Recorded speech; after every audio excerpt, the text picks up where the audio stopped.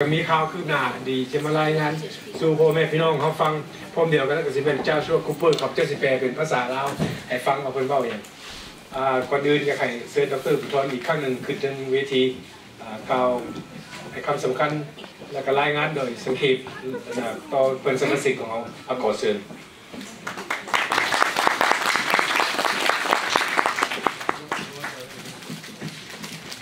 อีกหนึ่งขอน้อมนมัสการพระอาจารย์ทั้ง3 องค์ขอแสดงความเคารพนับถือบรรดาท่านผู้ตั้งหน้าของการจัดตั้งต่างๆของเราที่มาหอบใบเนาะบางท่านเพื่อนบ่ได้มาหอบเศร้าเพื่อนมาหอบใบมาห่วมนี้การเห็นท่านบุญเพ่งเนาะบัวละพาเพื่อนมาห่วมขอแสดงความนับถือเพื่อนในนามการตั้งหน้าการจัดตั้งคือว่าเจ้าภาคต่อไปเพื่อนอาจจะขึ้นมากล่าวคำคิดคำเห็นขออนาถามสบายดีทุกท่านหอบไม่เนาะคือว่าหลายท่านก็ยังรักษาดื่มคือเก่าภาคนี้เป็นภาคกองประสุมเปิดกวงทั่วโลกบ่แม่นกองประสุมของพันธมิตรผู้เดียวหมายก็ว่าทุกคนมีสิทธิเสมอภาคกันในนั้นพวกเราเปิดโอกาสให้ทุกคนได้มีสิทธิเสมอภาคกันในนามลาวผู้ฮักชาติฮักประชาธิปไตยมานั่งนี่ลาวได้ฮักเผด็จการนี่มานั่งนี่แม่นว่าเมื่อบ้านก็ได้บ่จำเป็นมาเสียเวลาเนาะแต่ว่าพวกที่มานั่งอยู่นี่แม่นพวกที่ฟังเหตุฟังผลฮักประชาธิปไตยฮักความเป็นลาวเขาเสียสละมาลามันใช้เวลาที่มี2 ชั่วโมงกับ5 นาทีให้เป็นประโยชน์ที่สุดมื้อนี้ขั้นต่อไปนี้พวกเราจะได้ฟังอันที่1ท่านเจ้าชัวคูเปอร์ซึ่งว่าเป็นศาสตราจารย์สอนมหาวิทยาลัยทั้งฝ่ายการเมืองอยู่ฮาวายเป็นผู้ประสานงานของสหประชาชาติกับองค์การผู้ขึ้นกับรัฐบาลทางเป็นดีเรคเตอร์ของสถาบันสิทธิมนุษย์ฮาวายของสหรัฐเพิ่นเป็นผู้ประสานงานองค์การ NGO ในทั่วโลกมี200 กว่าองค์การทางอาเซียนยุโรปและอเมริกาแล้วเพิ่นได้ตัดสินใจมาร่วมเวียกเพื่อจะช่วยเราให้พวกเฮานี้ประเทศเฮานี้เปลี่ยนแปลงให้มีประชาธิปไตยมีเอกราชเพิ่นมาช่วยบ่ได้เฮียบฮ้องค่าหยังตอบแทนหยังหมดอันภาครัฐโฆษณาว่าอเมริกาจักรพรรดิอยากได้นั้นอยากได้นี้เพิ่นมีช่วยโดยมนุษยธรรมบ่ได้หยังซ้อยลาเมื่อยอีกเสียเวลาอีก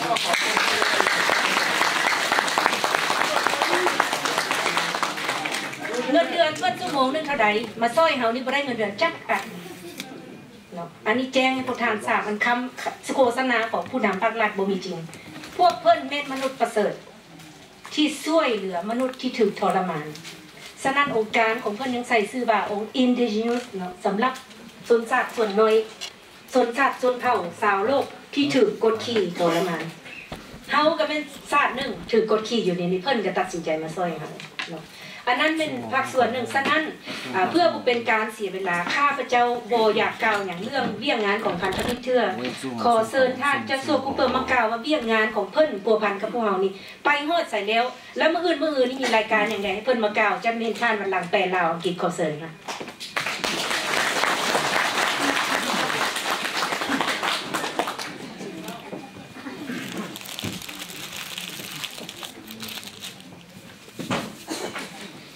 Sabadi, bonjour. Nice to see everyone this afternoon. How's everyone doing? Good? Great. All right. ดีใจที่ได้พ่อทานอีกครั้งหนึ่งในตอนบ่าย Today's right now is like halftime. So you came yesterday, and like everybody got to enjoy each other's time in the bunker. Some people went for a walk around Geneva, and then last night we got prepared, and then now we finished half today.But tomorrow's very important. Sorry. It's okay. When you push, then it kills mine. It goes back and forth. It's our oxygen. Sorry. We share it. I'm not trying to get rid It's of okay. early. No, it's all good. Go ahead. You can just tell them it's halftime, like a good soccer football match. เพิ่นเมานี่เขาพวกเข้าใจที่บุจะปิดสเปนนี่ So I forget what you said already. Okay, let's move on. See? What a translator. Okay. Are you ready? Okay, focus. Okay. And so we will have a very important day tomorrow. มื้อพวกเขาจะมีมื้อสำคัญอีก But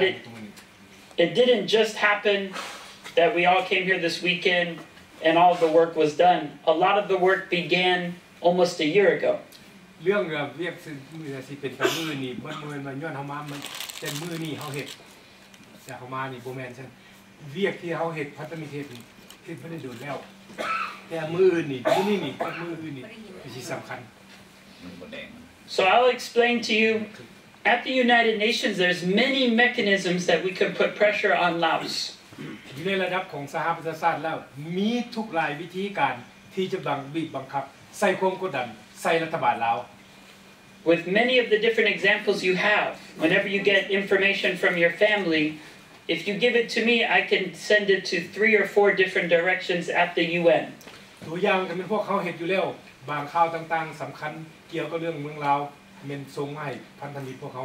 พันธมิตรพวกเขาได้ส่งให้เพิ่นแล้วเพิ่นก็ได้ส่งจะก็เห็นเรียกติดต่อกับพันธมิตรกับสหประชาชาติ But you can also organize in each country where you're living to put pressure on Laos as well, depending on if you're from New Zealand, Australia, Canada, France, EU, United States. We'll look at organizing together in creative ways to put pressure on Laos from many directions. พวกท่านเองนั้นอยู่แต่ละประเทศต่างๆนั้นมีสิทธิ์และมีความสามารถเฮ็ดเวียกเคลื่อนไหวเอาข้อมูลต่างๆส่งมาให้พวกเขาได้แบบปัจจุบันเดี๋ยวเฮ็ดปัจจุบันนี่บ่มันจำเป็นตั้งแต่ว่าเฮาสิมานั่งรวมประชุมกันแนวนี้เพิ่นบอกว่าแต่ละประเทศนั้นเฮ็ดแบบฟอร์แมตอันเนี้ยเดียวกันส่งข่าวออกเฮ็ดได้มีประสิทธิภาพคือกัน So what we'll look at and what we talk about in the next hour, we could do that in each of your communities if you want us to come there and then coordinate so you can be effective advocacy organizers to make sure we promote human rights and democracy in Laos. คันอยากเฮ็ดแท้ๆเนี่ย next hour นี่ชั่วโมงข้างหน้านี่แต่ละพวกคนนี่กับเมืองบ้านของเฮานี่เฮาเฮ็ดก็ได้คือกันแต่ละพวกแต่กลุ่มมีความสามารถเฮ็ดได้เช่นเดียวกันบ่มีหยังยาก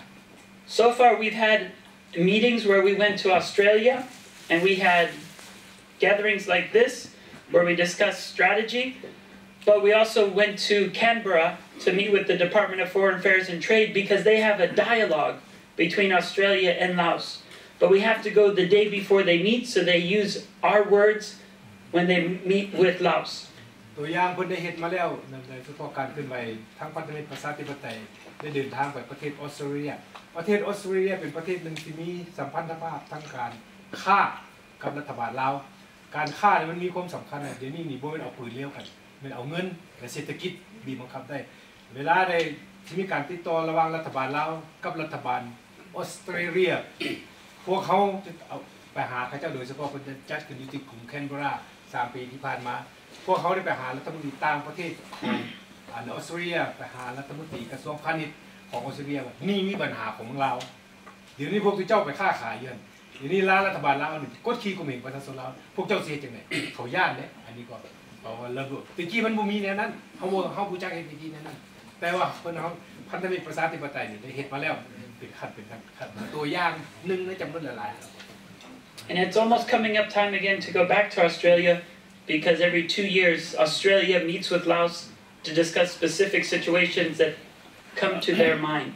which we should provide them with. ใกล้ชิด2 ปีมาอีกแล้วนี่เพิ่นเขาจะต้องได้กลับหมายความทางออสเตรเลียพันธมิตรประชาธิปไตยอยู่ออสเตรเลียนี่ในภาคพื้นเมืองของโลกจะต้องได้เห็นแนวเก่าเขาต้องยกปัญหาขึ้นมาปัญหาที่ข้างค้าหนึ่งเวลาเมื่อไปพ่อกับเพิ่นเขาได้ยกปัญหาขึ้นมาเดี๋ยวนี้เขาว่ากับรัฐบาลแล้วมีการแก้ไขอย่างรัฐบาลแล้วจะต้องได้รับจะต้องได้เปรียบพอเนี่ยการฆ่าสำคัญที่สุดการฆ่ามากกว่ากันผลประโยชน์อันนี้สำคัญ It's also important to meet such as the United States of America. So we met earlier this year in November, and we had a combination meeting with State Department plus prepare for UPR. So at that meeting, we met with the State Department inside DC, but also invited State Department in Germany to our UPR preparation country consultation. เดือนโนเวมเบอร์ที่ผ่านมานี่การเคลื่อนไหวแบบเดียวกันนี่ก็ได้เห็นขึ้นที่สหรัฐอเมริกากรุงวอชิงตันดีซีสมาชิกของเฮาส่วนหลายบางก็ได้ไปร่วมนำว่าคือสิเข้าใจดีว่าเรียกของเราเป็นจังได๋หลังจากนั้นก็มีการติดต่อกันกับอยู่ที่รัฐบาลเยอรมันอยู่ซึ่งเป็นประธานท่านประธานพันธมิตรเพิ่นเป็นคนเยอรมันอยู่อันนึงแล้วอันนี้เวลาเฮาไปวอชิงตันดีซีแล้วเฮาไปหาคอนเกรสเขาไปหาคอนเกรสแมนหา representative มาไปเว้าแล้วก็แม่นอีริกนี่ก็เป็นผู้เป็นนำพาหมู่พาไปเคาะประตูไปถามว่าทีนี้ปัญหาของเรามันเป็นจังซี่คนเป็นลาวอเมริกันแต่ปัญหาลาวนี่จะต้องเบิ่ง corporate tax payer จะต้องบึงกันปัญหาของอเมริกาถ้าจะต้องบึงในนามของคนอเมริกาจะต้องไปบึงกันอันนี้ต้องไปบอกซะหลังจากเขาเอาซะแล้วเขาจะไปติดต่อกันไปฮอดเยอรมันพอดีนี่บอกว่าการเข้าใจของโลกต่อสภาพการเมืองเรานี่มันตัวบ่ได้คือเก่าอีกแล้วเดี๋ยวนี้ย้อนอย่างขย้อนวัตถุกลนั่งมีนามีตายผมเสียสละยกปัญหานี้ขึ้นมาเอาว่าความจริงเขาติดต่อเขามีเดี๋ยวนี้มันมีเทคโนโลยีมันมีวิดีโอมันมี Facebook มีเขาเอามาติดต่อหาส่งเพื่อเป็นผู้คอมมิวนิเตอร์ซอยต่างๆ And I think he talked a little bit about how we should have a lobby day. I think in every country where you live, we should have a lobby day where we go to meet with the Congress or the European Parliament or the French Assembly, and we should then go there as taxpayers and make sure that their foreign policy reflects your views. อันนี้ก็เป็นสไตล์หนึ่งที่เขาพวกกันนะทั้งอเมริกาของสหรัฐเนี่ยเป็นห้องว่าล็อบบี้เดย์นี่คองเกรสนะของการของสภาของเขาแต่ละรัฐนะเมื่อเขาเจ้าเฮ็ดเยี่ยงเขาเนี่ยเขาเจ้าบูเป็นนายเขาเด้ออันนี้ของอเมริกายุทธไซก็คือกันมัดแนวเดียวกันแต่ไม่ตั้งแต่เขานี่มีเวลาบอกเขาเนี่ยเอาจริงเอาจังบอกโบมันท่าว่าท่าต้องเสียท่านี่สิเฮ็ดนะบ่ได้เนี่ยเขาต้องเฮ็ดได้กับมือของเขาอย่างระดับประชาชนธรรมดาเขาเฮ็ดได้อันนี้นะล็อบบี้เดย์หมายก็เพิ่นจะคิดว่าอาจจะเป็นปีนึงสำหรับอยู่อเมริกาพวกเขาสิไปวอชิงตันดีซีสำหรับอยู่ฝรั่งเศสก็เช่นเดียวกันมันก็มีมือสำคัญนึงกันเขาในน้ำเป็นประชาชนเขาเสียภาษีเขามีสิทธิ์เอาได้ขอห้องได้เกี่ยวกับผลประโยชน์ที่มันมีความสะท้อนต่อชีวิตของเขาผลประโยชน์ของเขา How many people know who their elected official is in Congress or in French Parliament or in Canada? มีไผ่ฮู้บ่อยู่นี่ประเทศใดก็ตามเยอรมันก็ได้ฝรั่งก็ได้อเมริกาก็ได้ก็เช่นเดียวกันไม่แตกต่างกันผู้ใดหนึ่งฮู้จักอันน่ะ One hand, 2 hands, 3 hands, 4, 5, 6, 7, 8, 9, 10. ต้องรู้จักใส่สิทธิ์ของเขาเป็นประโยชน์ So that's what we should do. Oh, good. Boom. And so that is one aspect of our national campaigns. But what I'm going to describe to you now in the remaining time is the Universal Periodic Review has 5 phases. And right now, we're about to hit phase 3. So I will explain to you what we did in the first and second phase and how you've been part of the third phase. And together we can talk about the fourth and the fifth phase that will end in June 2015. เดี๋ยวนี้เรื่อง UPR ตัวเต็มมันเป็น Universal Periodic Review. อันนี้ประเทศใดทุกๆประเทศในโลกนี่ที่เป็นอยู่ในสมาชิกของสหประชาชาติและแต่ละประเทศบางประเทศได้เซ็นเรื่อง human right นี่นะเซ็นไปแล้วผมเป็นไปว่าอยู่บ้านเขานะคือแบบนี้ก็บอกเขานำ UPR นี่มีอยู่5 สเต็ปขั้นใหญ่ๆเดี๋ยวนี้พันธมิตรประชาธิปไตยเขาภายใต้การนำพาไปช่วยเหลือของเพิ่นเฮ็ดจะมาได้ถึง3 ขั้นแล้ว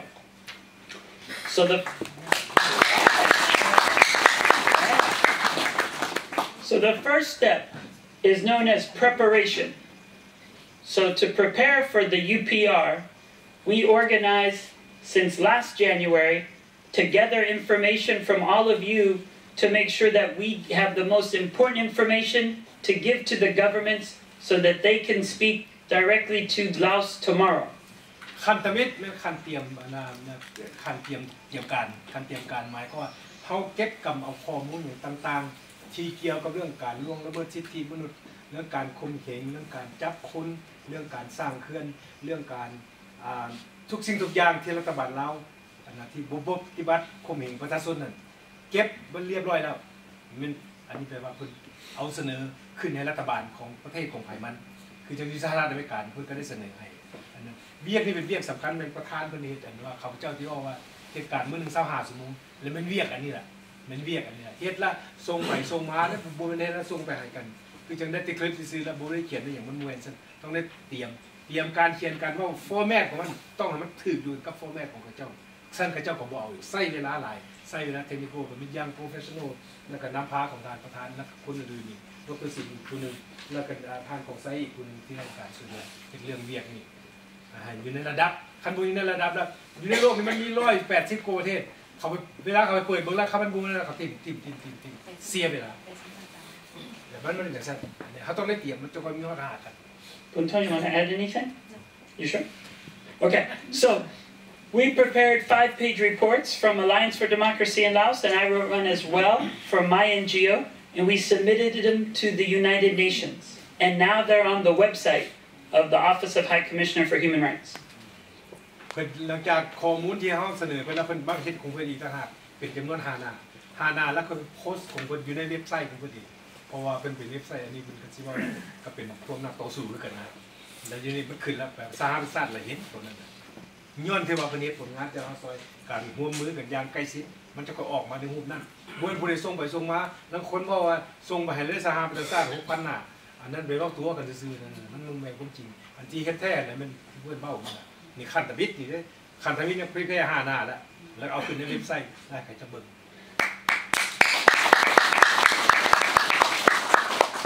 This report is the biggest task to do in phase number 1 of preparation. And the reports were good in that they discussed the issue of enforced disappearances. They talked about enforced disappearances from the king and the royal family all the way to Sombat Sompon. So they were showing how it's a common practice that the government uses to silence criticism and to propel the corruption that continues. We looked at the environment. We looked at environment from the dams to deforestation. So for each issue, enforced disappearances, environment, we looked at all the interrelated issues and put those to the UN so they understood what was happening. ตัวนี้คัดสิว่าแล้วคือก็สิฟ้องจำเลย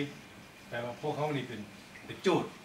สิฟ้องจำเลยเพิ่นว่านี่อันในข้อ2ข้อใหญ่ๆที่คันตะบิดนี่เป็นเกี่ยวกับเรื่องการ enforce disappearance เป็นการบังคับให้หายสาบสูญบ่แม่นหายสาบสูญซื่อเนี่ย enforce disappearance บังคับให้หายสาบสูญอันนี้มันผิดอย่างรัฐบาลแล้ว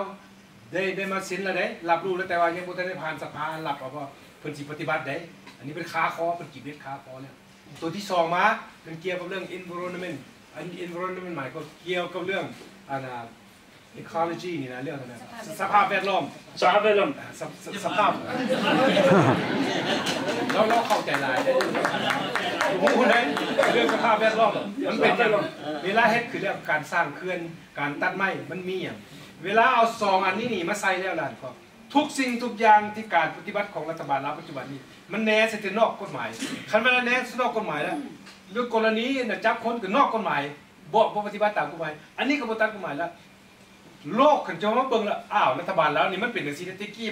มันยามเนี่ยก็มีแต่ดอกไม้มีแต่คักๆเบิดนะภาครัฐสลัดซ่องใส่เลยเดี๋ยวนี้มันบ่แม่นแล้วโน่ตำฟ้าแล้วเดี๋ยวนี้น่ะตำฟ้าแล้ว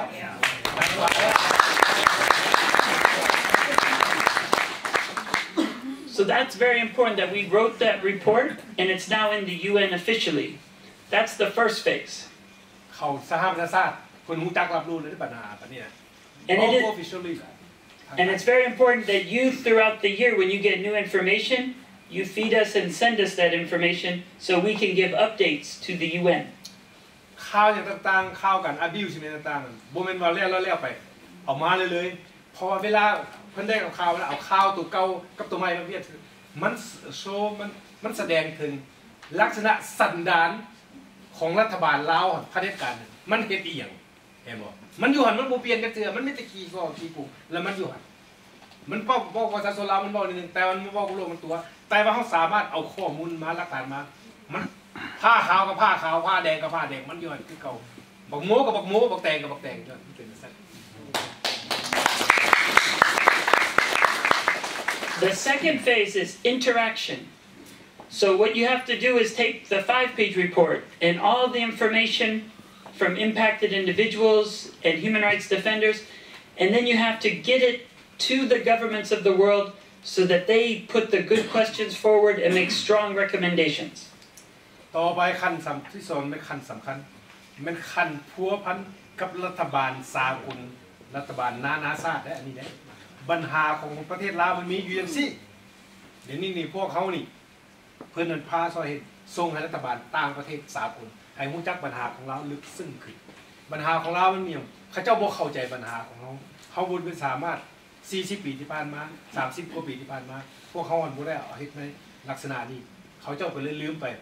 คนไปเที่ยวเมืองลาวเขากลายไปตั้งแต่ไปหาแต่บ้านใหญ่ๆที่เขาบ่ได้ไปเบิ่งความทุกข์ความยากของพ่อแม่พี่น้องประชาชนของเรา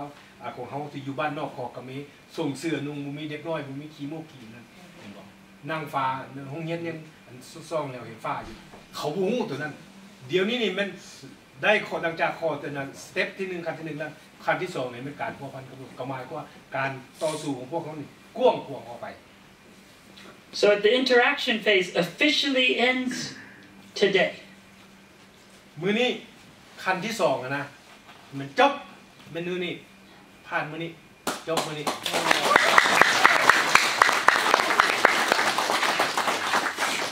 Because tomorrow we'll begin the third phase of the actual consideration for 3.5 hours, and that's what we'll all watch together. มื้อมันเริ่มเฟสขั้น3พวกเขาสิได้ไปเบิ่งนำกันบัดนี้มันสิออกมาจังได๋สิได้ฟอร์แมตเขาสิได้เห็นแล้วแปลว่าท่านสิเข้าใจเอง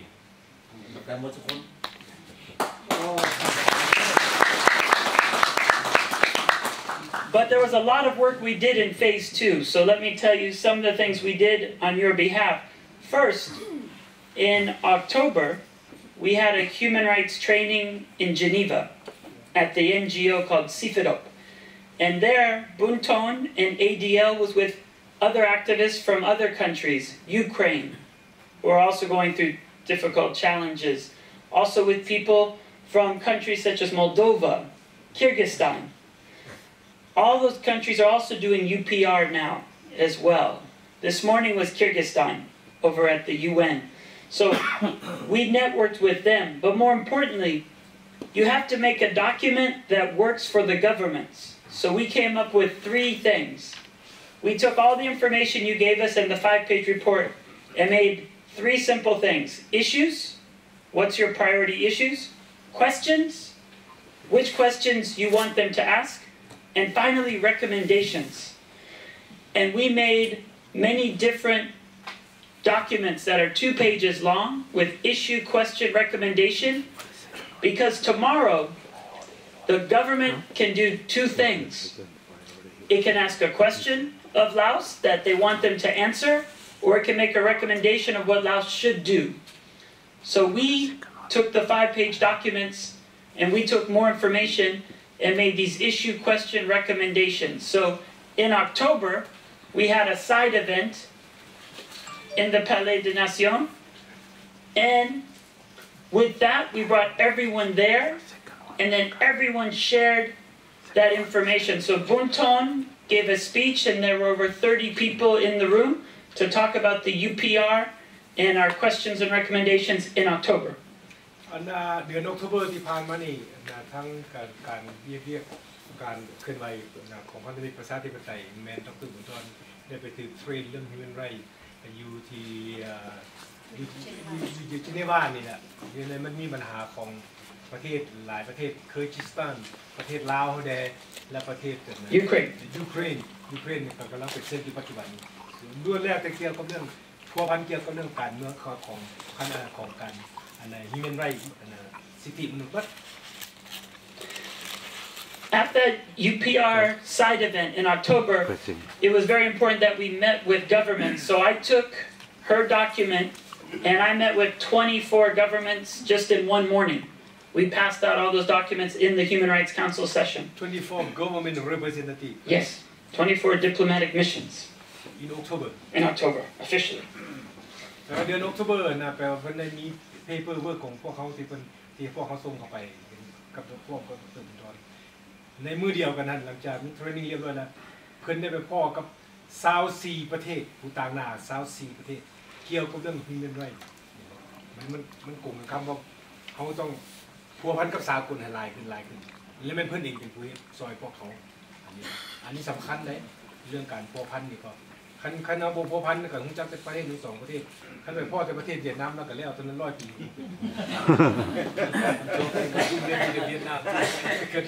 No, we didn't mean Vietnam. I make a joke. I know, me too. It's okay though, because Vietnam and Laos filmed us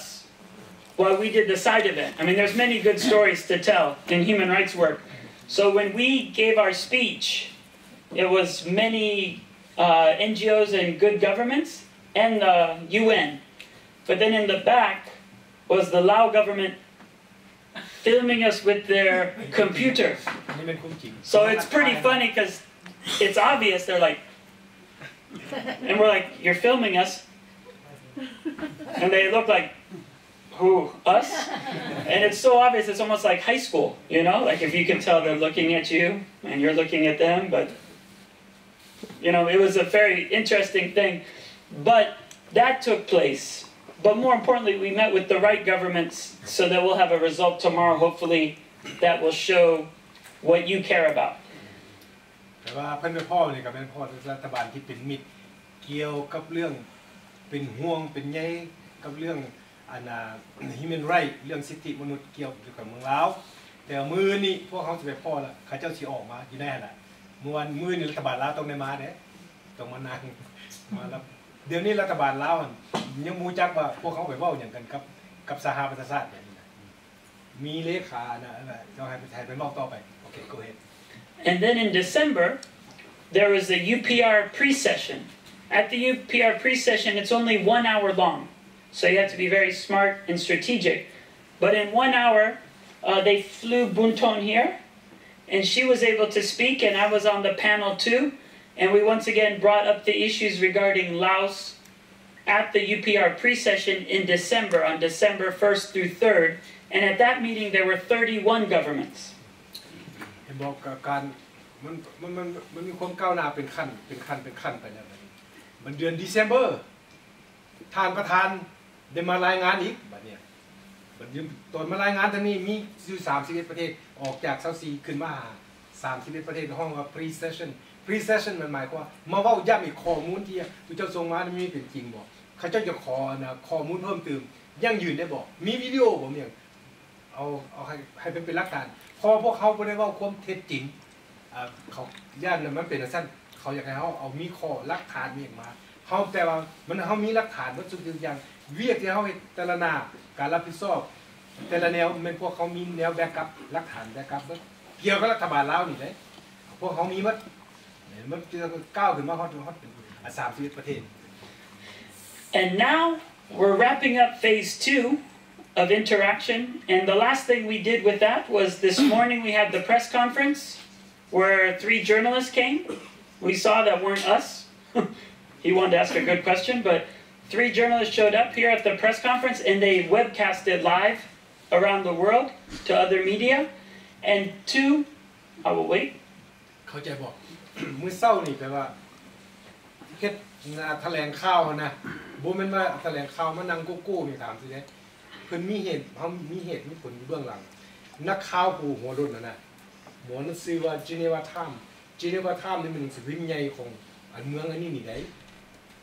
คือปริมาตรสมอย่างผู้ใดเห็นบ่แล้ววันนี้เขาเจ้ามานั่งทายนี่มันโปรแคสทั่วโลกเลยของเขาในนิ้วของเขานาข้าวเขาเจ้าโพสต์แล้วเขาเจ้าเบิ่งแล้วมันแตกกระจายออกไปบัดนี้แตกกระจายออกไปสำหรับนักข่าวมา3คนมาเมื่อกี้แล้วผู้ชายถามสำคัญที่สุดก็ตามเรื่องถามนางมณิสกรถามกับเรื่องนี้เรื่อง trafficking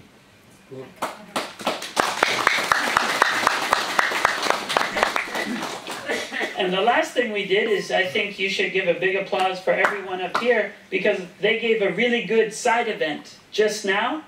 that Marcus recorded. But to me it was one of the best side events combining personal stories of what you faced with also powerful facts of truly what's happening in Laos and why it should be an imperative for the international community